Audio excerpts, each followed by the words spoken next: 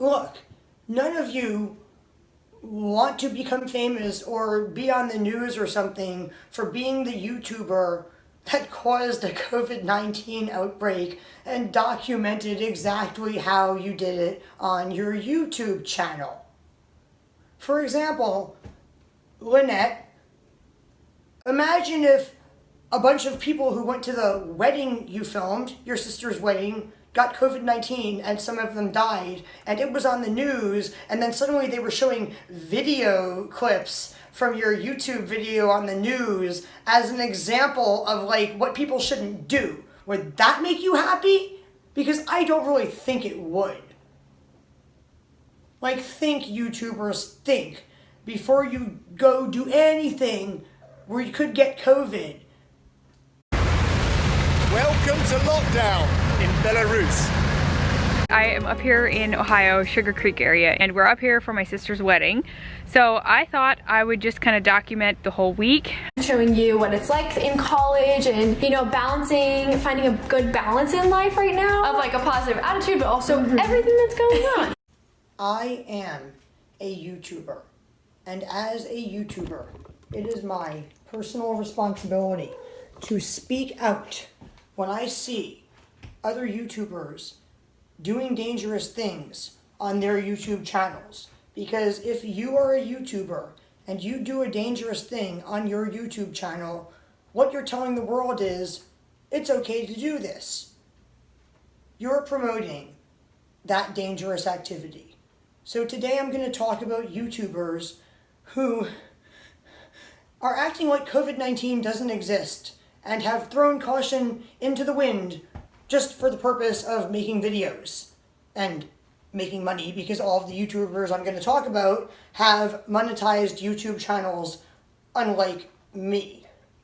I'm talking about YouTubers who are going to large indoor weddings, going to large family reunions, going to college and going to in-person classes, or traveling across America or around the world without wearing masks.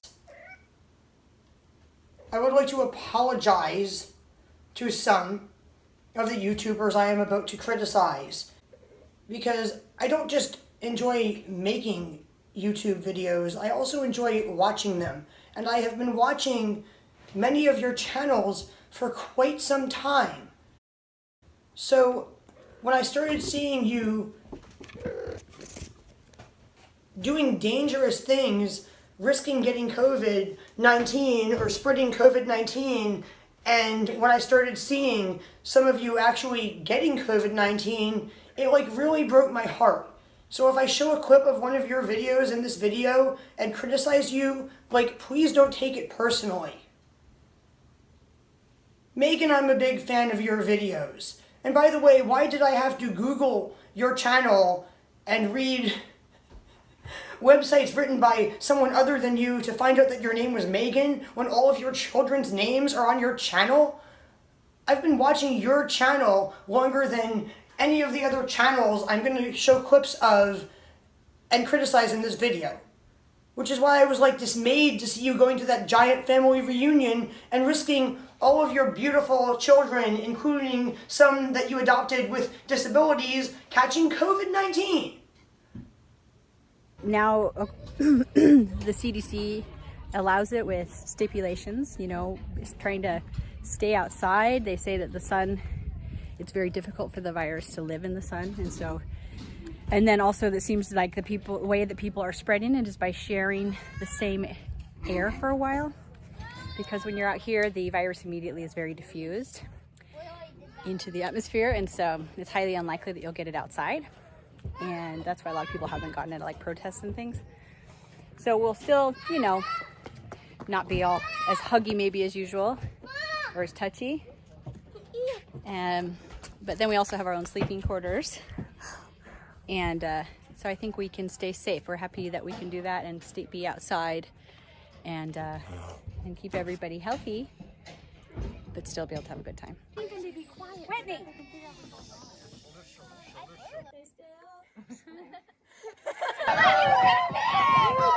See you later! Careful! Oh gosh!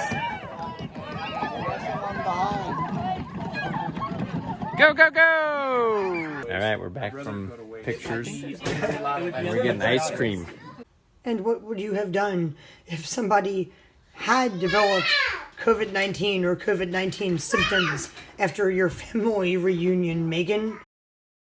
I honestly believe that the reason that you waited over 2 weeks to upload the video of that reunion onto YouTube is because, like, you know what I'm saying, as they say. Lynette, I love your channel. I think the wedding that you went to was beautiful. But when I watched your video, I had a damn near heart attack because I was so concerned that you or one of your beautiful relatives were gonna get COVID-19. And then the news articles I started seeing about the COVID outbreak in the area where you live and in the community that you're part of over the next few days made me even more concerned about you and your family's safety. But I would like to thank you for making that video as well, because you did such a good job of explaining what that news article didn't explain, namely that Amish people are having giant indoor weddings with hundreds of people where they ignore every single COVID-19 safety rule. They bring in all kinds of people of all ages from other cities, counties, and states. They all get right next to each other without masks. They hug, they sing, and then they eat a giant buffet dinner, yet again indoors, where everyone's sitting right next to each other. Your video does a much better job at explaining how a wedding caused a COVID-19 outbreak than an article saying, and one COVID-19 outbreak was tied to a wedding. I am up here in Ohio, Sugar Creek area, and we're up here for my sister's wedding. So I thought I would just kind of document the whole week. I'll take you around to some different stores, restaurants, etc. And then also I'll include some of like the wedding prep and a little bit of the day of the wedding. I usually can't film a whole lot on the day of the wedding, but you know, I'll do what I can. So it's my youngest sister that's getting married. It might be a little longer, but I do hope you guys enjoy it. If you are new, we are Mennonite. We live in Sarasota, Florida actually, but our roots are from Holmes County, Amish country, and so in a sense it feels like coming home, I guess. I got a white raspberry mocha latte. So good. This is all just plastic throwaway stuff.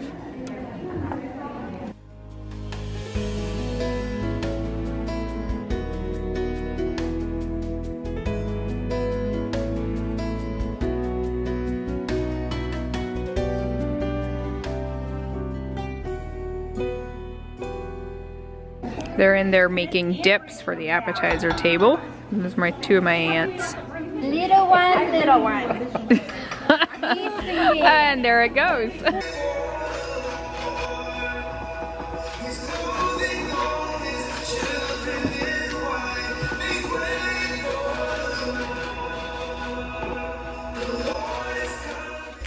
You in the presence of God and His witnesses here today. Take care of the sister by your side to be the better life. Love and cherish her. God and care for her.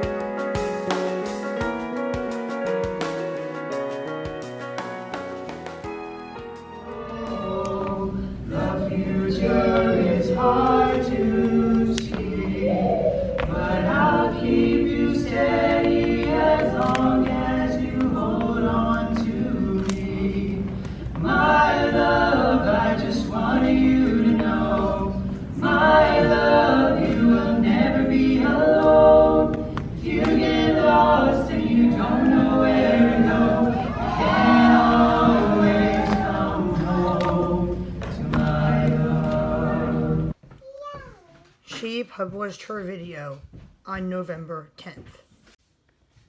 And in case you didn't know, this article was published 2 days after, and this article was also published 2 days after she made her video. But in this article, it says that the county she made her video in went red last week. So she made her wedding video in a COVID-19 red zone. And by the way, people, when I saw this headline, I thought it was going to be an article about like natural treatments that the Amish had discovered for coronavirus. It turned out to be an article about how the Amish could teach us what not to do regarding spreading coronavirus, which mentions, among other events, a wedding. Bald and Bankrupt, I am sorry, I did not look up what your real name was, but you should not have deleted your COVID-19 story off of YouTube. And in that, now deleted by you but reposted by many other people, video, you should not have bragged about taking a taxi to the hospital when you had COVID-19, exposing some innocent taxi driver to COVID-19, and you also shouldn't have bragged that your friends in the Russian government had to pull strings to get you the medical care you needed. Like, I understand why you deleted that video, but you need to understand that putting that on YouTube and then taking it off makes you look like way worse than if you'd actually kept it up. I'm going to go to the back of the plane in a second and see how Fidel and Alinchik are getting on. Hopefully they've not been discovered. Do you feel the smell? Говори на русском. Он написал все. Блин. Dames en heren, mogen we nogmaals vragen te blijven zitten, zodat het cabinepersoneel jullie correct kan tellen. Настинки. Ой.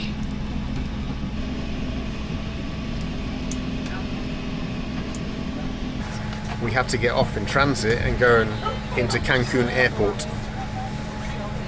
This could be a bit of a nightmare. We weren't expecting this.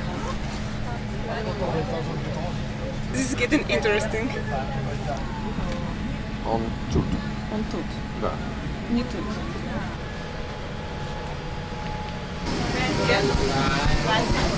¿Habla español? Sí. Sí. A5 claro. para el embarque. Надо опять лифчик. Я не знаю, что надо опять. Лифчик. Посмотрим. An unexpected holiday in Mexico. How do we get to our gate without going through all that bullshit again with X-ray machines?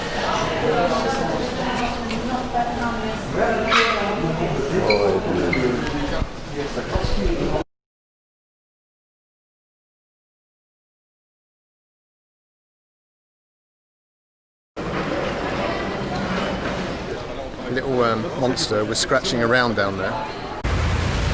Welcome to lockdown in Belarus. I met an old mucker that I know of mine, someone who actually lives in Minsk, a foreigner from Ireland, believe it or not. Oh, have I got a story for you? Well, I obviously disappeared for a month, and it's been a hell month, and I want to give you just a quick update. This won't be a polished video, just me in my hotel room, out of breath, but lucky to be alive. So let me tell you the story of what happened over this last month. I flew to Serbia, as some of you know who follow me on Instagram, about a month ago now, a little bit more. And when I was here, I was just living a normal life in Serbia. Serbia wasn't in lockdown. I thought it was a perfect place to come make some videos for you guys. However, I caught coronavirus, COVID-19. My own fault, I think, really. You know, wasn't being as safe as I should have been. So I've got no one to blame apart from myself. And the biggest mistake was that I didn't go to a doctor immediately. I sat in an apartment with it for 10 days. I couldn't even walk to the bathroom. I couldn't breathe. And that's when a friend said, okay, listen, I'm going to take you to the hospital. I remember walking to the taxi on that day, and honestly, it was like I was an old man. I had to hold on to him. Now, what I didn't know at the time, because I didn't know anything about medical things at the time, but what I know now was there was no oxygen in my blood. Most people have an oxygen level of about 98, 99 in their blood. What I subsequently found out was mine was down in the low 70s. I was dying basically at home and not realising it. My organs were shutting down. I couldn't think straight, which was another reason why I didn't go to the hospital. My brain just wasn't thinking like a normal human would due to lack of oxygen. Anyway, I went to the hospital, a private clinic here in Serbia, and they said, shit, you need to get to hospital immediately. They called an ambulance and they took me to a COVID hospital, a government hospital here, and they put me on a ward. And they gave me a few meds and stuff, but after a few days I wasn't getting better. In fact, I was getting worse. I couldn't breathe, it was getting worse. And, oh, my arm's so tired. So what happened then? Well, friends started coming through for me, above and beyond the call of duty really, and they started making phone calls, and friends in Russia made phone calls to the Russian embassy and said, listen, we got someone here who's done a few things for Russia in his time, promoted the country, can we do something for him? And fortunately, someone at the Russian embassy took pity and made some phone calls to the director of the hospital and said, we got this guy here, can we get him, put him in intensive care? And yeah, so I got moved up to intensive care, and I spent a week basically in intensive care in this hospital here in the suburbs of New Belgrade, trying to recover basically. I saw some terrible things in that intensive care unit. On the 1st of July, I woke up about 5 o'clock in the morning to see the person in the bed next to me being resuscitated manually by the nurses and doctors. There were nurses and doctors all around, and they were trying to resuscitate that person. It was an older person, but I just remember lying there, just watching this, just thinking, what the fuck is going on? I'd never seen a dead person before, definitely never seen anyone die before, but that person died. And that scared me a lot, because I was like, well, if that person can die, and they weren't that old, then who knows about me? A few hours later, the person in the bed in front of me, I was just watching their machine, their monitors, nothing else to do in an IC unit, and it just went flat. The nurse came over, checked him, called a doctor, checked the pulse, threw the blanket over the face, he was dead. And the Serbian doctors and nurses, I have to keep switching arm because I've just got no strength. The doctors were amazing. They looked after me. There was a nurse in there all the time just checking me, giving me all these medicines, antibiotics that, well, subsequently have kind of like fucked me up in some ways, but got me over the coronavirus. I had double pneumonia. I mean, it spread to every part of my lungs. So, yeah, it was really at one stage, it was kind of touch and go, without being overly dramatic. Anyway, eventually, the medicine started to work, I started to recover a little bit, and I was released from the IC unit back onto a ward, and I spent another 4 or 5 days there. Yeah, it's been an absolute nightmare. And Brooklyn and Bailey, like, I'm not sure how much money Baylor University paid you to go to their university, go to in-person classes, and make YouTube videos on your channel promoting it, but you should not have done that even if they offered you like $1 zillion. Going to in-person classes, even with a mask, and going to stay in a dormitory with other people from other areas is not safe right now, even if they test you for COVID-19 before you do it, because the tests are not 100% accurate. That is why you got COVID-19 on what was apparently your first day of college and tested positive on your 4th day. And it's a good thing that you tested positive on your 4th day of college, which was probably 3 days after you got infected, because you could have also been asymptomatic or been infectious for a very long time before you became symptomatic and infected a bunch of other people.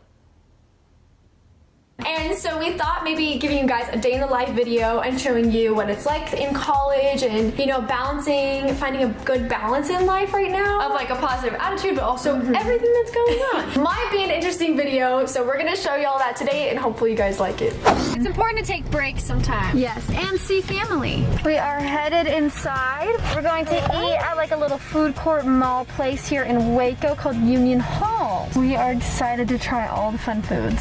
Show me your food. Look at that burger. We got these cheese fries, these hamburgers. Look at that. Look at that. Chow wind down. Oh hey, didn't see you there. Oh hey. Wow, are you comfortable? The weight on my body right now. You guys know Bailey and I are graduating early. Look, none of you want to become famous or be on the news or something for being the YouTuber that caused a COVID-19 outbreak and documented exactly how you did it on your YouTube channel. For example, Lynette, imagine if a bunch of people who went to the wedding you filmed, your sister's wedding, got COVID-19 and some of them died, and it was on the news, and then suddenly they were showing video clips from your YouTube video on the news as an example of like what people shouldn't do. Would that make you happy? Because I don't really think it would. Like, think, YouTubers, think. Before you go do anything where you could get COVID, you need to be like on your best behavior when you do these things. And on your best behavior means not only taking all of the COVID-19 safety precautions seriously, but pointing out and criticizing when other people are not doing so. Like, I would have gone to that wedding to film it, but I would have been the only one wearing a mask, standing like 20 feet back from all those people, and talking the entire time about how horrified I was that those people were like doing all of those things that they shouldn't be doing because those things can spread COVID. I love making videos about the food I'm cooking. I love making videos about my children and my cats. I love going to restaurants and making videos about the food I'm eating. I love going to big events with a large amount of people and making videos about them. But as a YouTuber during this COVID-19 pandemic, every time I upload a video about something other than myself desperately trying to warn people that COVID-19 is really dangerous because so many people appear to not be taking it seriously, I feel guilty and irresponsible. I've got a bunch of videos that I've recorded that I haven't edited or posted, including videos of us going to restaurants, and in those videos I talked about how I wasn't even sure if I should be like at that restaurant in a room without a mask with like only a few other people. I am taking the COVID-19 outbreak like really seriously, especially on my YouTube channel, and so should you people. With that said, I am now going to end this video. Please like this video, share this video, watch my other videos, and subscribe to my channel, which is not monetized. And if you would like to help me make more videos, you can help me by donating money to me on Patreon or other sites, or buying things for me off of Amazon or other sites. Thank you for watching this video. Bye, people.